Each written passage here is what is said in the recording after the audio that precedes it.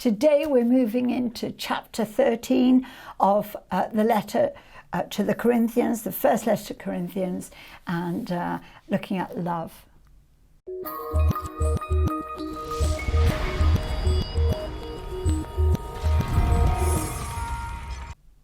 Hi, I'm Jan Obridge. Welcome back to Just One Word. So love. Now, we did a whole series on the Holy Spirit and his gifts, and we kind of covered this chapter pretty thoroughly, but it does bear repeating. We know that love is the preeminence in Christ. I mean, everything we do has got to be love. And so we need to understand what God says about love. And there's been some amazing stories about love. There's been some amazing examples of love. But of course, the greatest of all of these is the story of Christ, who gave his life for us.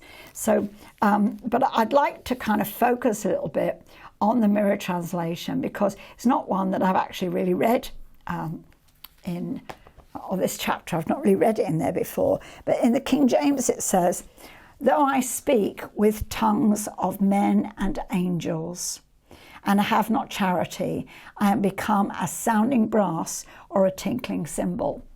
And in the Mirror it says, speaking in tongues is not the point, love is. You can't say it plainer than that, can you? It's neither angelic eloquence nor the mastery of human language that persuades. Doesn't matter how poetic, prophetic or profound I may sound. My conversation is reduced to the hollow noise of clanging brass cymbals if love's echo is absent. See,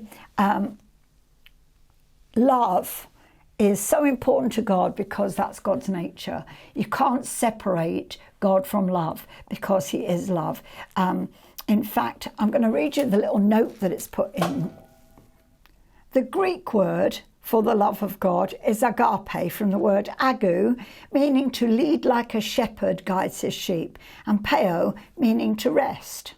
He leads me beside still waters. By the waters of reflection, my soul remembers who I am. Psalm 23.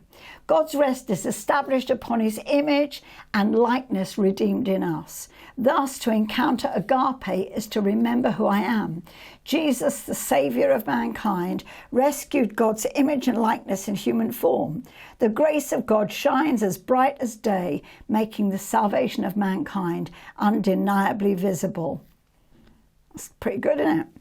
Now, in verse 2, it says, I could predict the future in detail and have a word of knowledge for everyone. I could possess amazing faith and prove it by moving mountains. It doesn't make me any more important than anyone else. Love is who you are. You're not defined by your gifts or deeds. Love gives your gift context. Love gives context to faith. Moving mountains is not the point. Love is. And I love that. It's like tongues are not the point. Love is.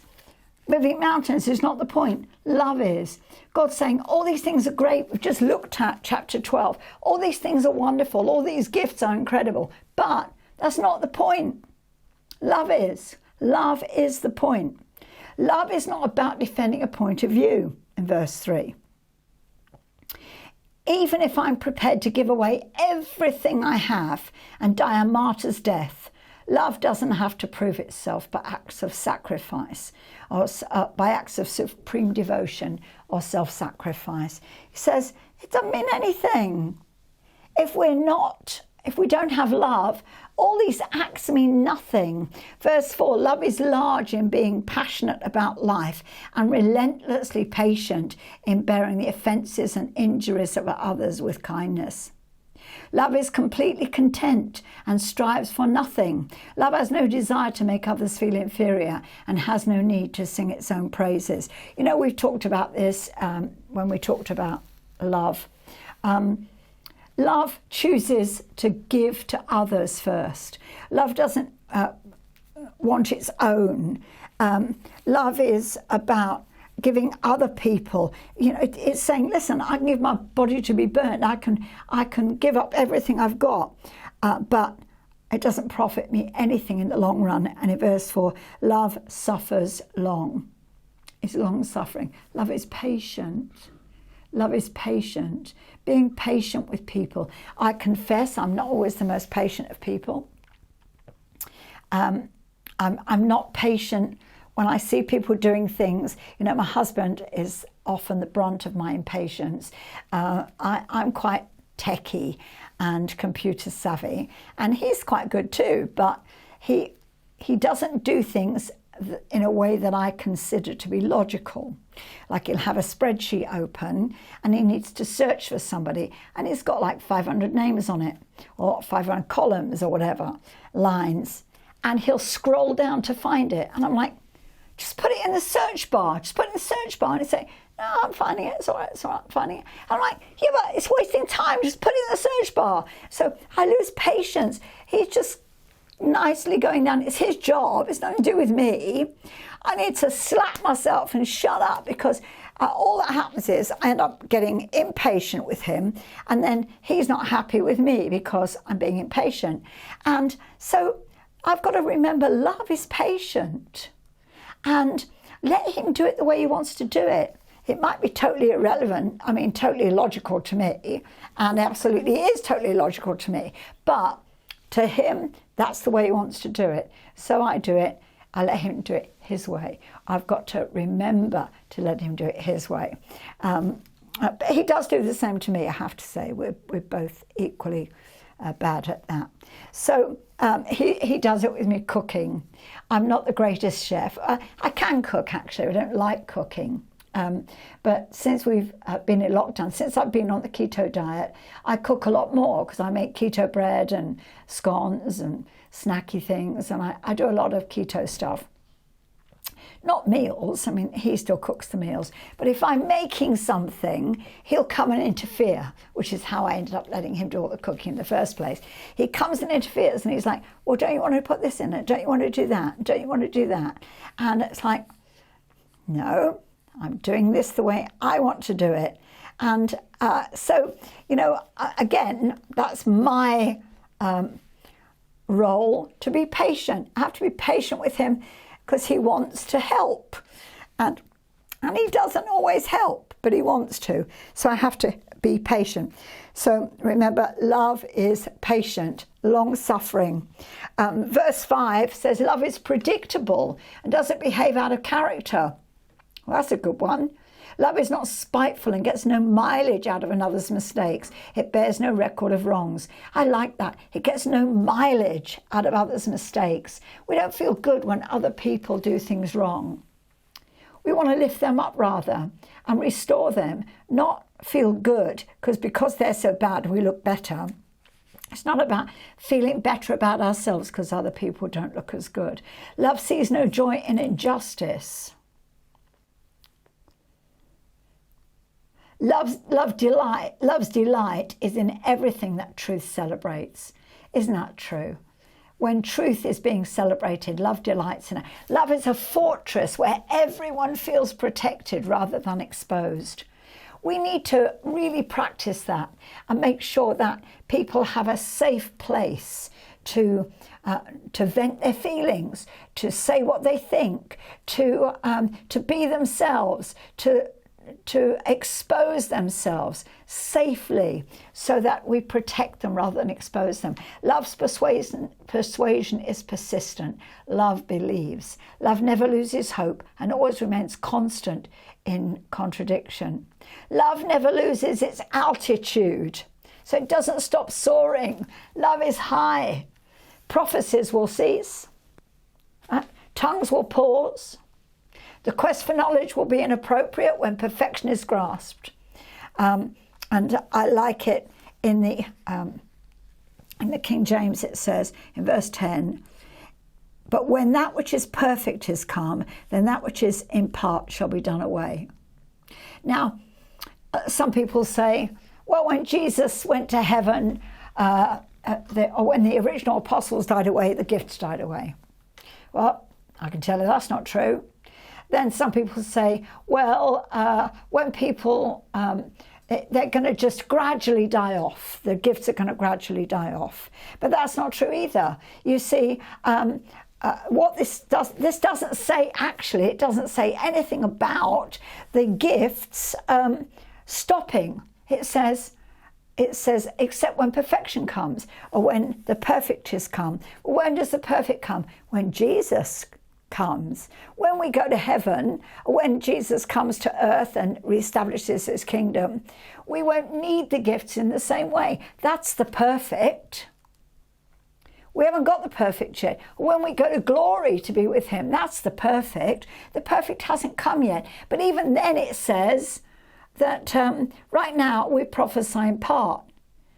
But then when the perfect comes, the things which are in part will pass away. Think about what that's saying. It's not saying that the gifts will pass away. It's saying that the partial gifts will pass away. So we'll have the fullness. So what we've got now is nothing compared to what we'll get when Jesus comes. In verse 11 it says, when I was an infant, I spoke infant gibberish with the mind of an infant. My reasoning also was typical of an infant. How it all changed when I became a grown-up. I'm an infant no more. And so now we're grown up, then we put away childish things.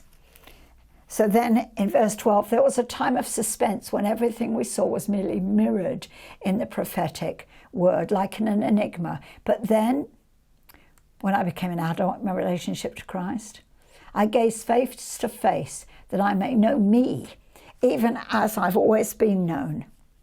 That I might not know me, I can see myself in Christ. As I look at myself in the mirror of Christ, I find out who I am. Now, persuasion and every pleasurable expectation is completed in agape. Faith, hope, and love are in seamless union.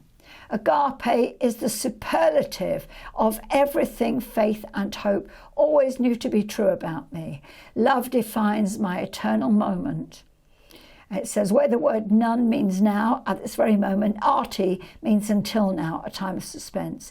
Elpis means hope, pleasant expectation, and meno means to continue to be present, to continue in a seamless union. You know, these three abide, they stay, they're continuing. Faith, hope, and love, these three. But the greatest of these is love. Why? Because love honours, love celebrates, love reaches out, love operates compassion, love constrains us. Love is so powerful. People go, yeah, but I don't have love. Yeah, you do. Romans 5:5 says the love of God has been shed abroad in your heart by the Holy Spirit. The love of God is already gushed like a waterfall. That's what that word means. Gushed like a waterfall into your heart by the Holy Spirit. You have love. You've just got to let Jesus love through you. But you have love. We can love at the unlovely. Some of the things it says that love is not, Philip's translation says, love is not touchy. Love is not touchy. The Williams translation says it's always glad when truth prevails. The Weymouth says it overlooks faults. The Moffat says it's always eager to believe the best. Isn't that great? Love is always eager to believe the best. Always eager. So follow after love and desire spiritual things. Father, in the name of Jesus, I thank you for love. I thank you that your love has been shed abroad in our hearts by the Holy Spirit. I thank you that your love does prevail, that all the other gifts, partial gifts, will pass away when you come. But the gift of love will still remain. Faith, hope, and love will remain, but the greatest is love. I thank you, Lord, that you gave us your love, that you are love, God. Father God, you are love, that you work in us as love, that you love through us, that you help us to love the unlovely, because Christ in us loves the unlovely through us. We love you, we honour you, we praise you, and we give you glory in Jesus' name. Amen. God bless you. Have an awesome day. Do subscribe, hit the notification bell, and I'll catch you tomorrow on the next one.